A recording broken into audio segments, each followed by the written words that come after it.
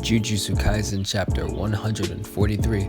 So many familiar faces and a whole lot of explanations. So without further ado, let's just jump right into it. The chapter picks up where we left off with Yuta and Naoya. Naoya's body is deteriorating because he managed to seep in some of Chozo's blood accidentally, and his body doesn't want the non-human blood inside, so his body is trying to reject it. Yuta offers to heal Naoya, but he wants Naoya to deliver a message for him. Tell the higher-ups that I killed Itadori Yuji. And then we pan over to the next scene. And the reveal that you all have been waiting for, we finally get to see Yuji's parents, and his dad's name is Jin Itadori. It doesn't say Itadori, but we can already assume that it's the Itadori family because of his grandpa. We know his grandpa's name was Itadori, so we know that we actually get to see his grandfather again. I don't have a pop-up for it, I'm sorry, but we all know what his grandfather looks like. But what I will show you is that this scene right here, bro, it's so beautiful. This one scene where like Jin is holding like baby Yuji, it's like, this scene is so amazing. We finally get to know what type of man Yuji's father is. And what follows is a conversation between Yuji's father and his grandfather. And Yuji's granddad is basically trying to get Yuji's father to leave this woman that he's currently with. And later on in the chapter, you'll see why. He's basically saying, look, you can live your life however you want to live your life. I'm not that kind of man to tell you how to live your life, but please just leave her. But Jin just shrugs it off as his dad being weird. But Yuji's granddad begins to plead with Jin even more, going on to say, I know you wanted to have a child with Kaori and you weren't able to, but Kaori died and then he gets cut off because somebody enters the room. Yuji's mother actually walks in the room and she has the same sort of markings on her head as Geto, so we could speculate that Chozo was right when he told Yuji that one of your parents had, stitches on their head, didn't they? And Yuji was shocked because he didn't know that Chozo knew about that. And it's like one of Yuji's repressed memories, and Yuji actually wakes up from this flashback because, unbeknownst to everybody, Yuta actually did kill Yuji. And what follows is a conversation between Yuta and Yuji, basically explaining how Yuta was not set aside, but Gojo wanted to talk to Yuta because he felt something bad was going to happen. I don't know if he just had an ominous feeling or if he just felt like the higher ups keep plotting to take Yuji out, so eventually it's going to happen. But Gojo was talking to Yuta and he's like, look, if anything would have happened to me, take care of the first and second years, and also take very special care of Yuji because the higher ups want him dead. Like, he's in the same situation as you, so you should be able to understand.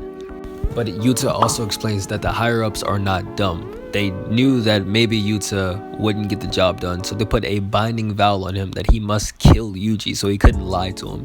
And Yuta, knowing a little information about Yuji from Gojo Sensei, was like, you know what, I could kill him, but it's okay. He really shouldn't die because he came back from death once more.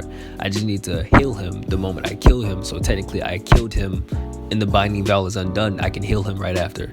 So Yuji actually did die by Yuta. Yuta killed him. Like, he got completely outclassed. And before Sukuna could come out, so before anybody says that, he was Sukuna, no, he didn't. Yuta and Sukuna didn't fight. Okay? He healed Yuji before Sukuna can even come out, which is probably why Sukuna sucked his teeth. And Yuji and Yuta proceed to have a heart-to-heart before none other than Megami shows up. Once again, I don't have a cutout, so I might have to find something. Hopefully I can find one, but if there's not one in the video, you know why. But Megami and Yuji begin to talk, and Fushiguro is telling Yuji, like, look, we're going back. I'm taking you back whether you want to or not. Well, he didn't say whether you want to or not, but he's like, I'm taking you back, we're going back. And Yuji's basically saying, like, he can't go back, he killed people. That's just the way it is. And Yuta says something, no, not Yuta, my bad. Megami says something very, I'm not going to say weird for him to say, because obviously he has thoughts like this all the time. He blurs the line between good and bad a lot in his mind. But Megami basically says, look, we're not heroes, we're sorcerers. There is nobody who can judge us, you know what I'm saying? So we have to set an example and do the right thing. Save as many people as we can save.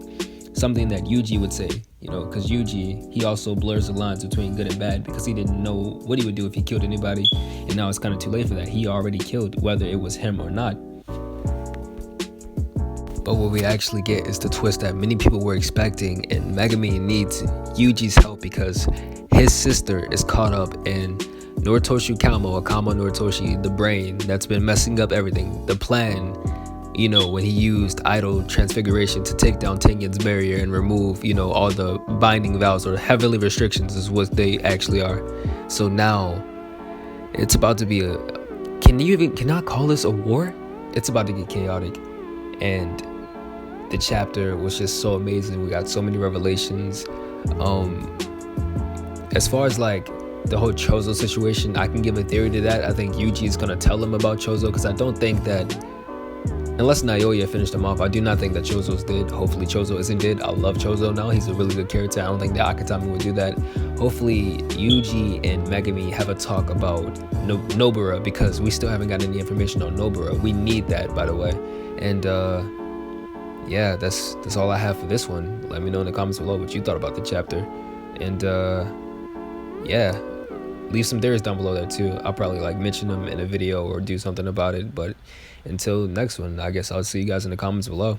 Be sure to like, comment, and subscribe if you did enjoy the video, and make sure to share it.